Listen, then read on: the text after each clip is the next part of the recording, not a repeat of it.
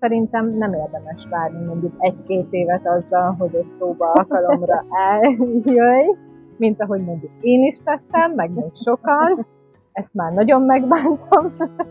Az én saját élményem az volt, hogy én nagyon keveset játszottam az előtt, hogy a fórumban elkezdtem játszani. Szerintem a játék nagyon sok kaput kinyit, egyel nyitottabbá teszik az embert, kreatívabbá, és hát nagyon szeretjük, hogyha minél többféle, sokszínű emberrel dolgozunk együtt. Van, aki úgy jön, hogy még soha életében nem hallott arról, hogy ki játszott, találkozott ezzel, is keresett valami művészeti tevékenységet, és ez is rendben van, viszont ahhoz, hogy ezt a 9 hónapos elköteleződést meg tudja tenni, szüksége van arra, hogy megnézze egy műtánterem. Ami nálunk történik, az egy nagyon erős, elfogadó légkör, amiben bárkit szeretettel várunk, ez szerintem egy nagyon fontos dolog. Azt a távlatot nézni, hogy elkezdek valamit, és úristen, a következő lépés az az, hogy színpadra állok, ez nem így van, tehát hogy ezek 2-ről 7-re felépített folyamatok.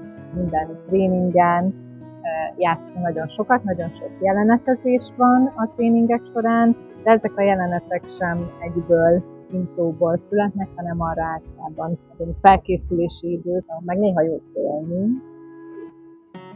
Ezek jó dolgok is tudnak lenni, vagy olyan dolgok csinálni, amitől félünk, és aztán meg csinálni, és venni, hogy ezt most megcsináltam, pedig tudtam, hogy mennyire fogok félni tőle, ez is egy nagyon jó érzés. Nagyon várunk sok szeretettel, és mindenképp érdemes kipróbálni, és mindenképp érdemes megtapasztalni, hiszen ez alapvetően csak 9 hónapi elköteleződés.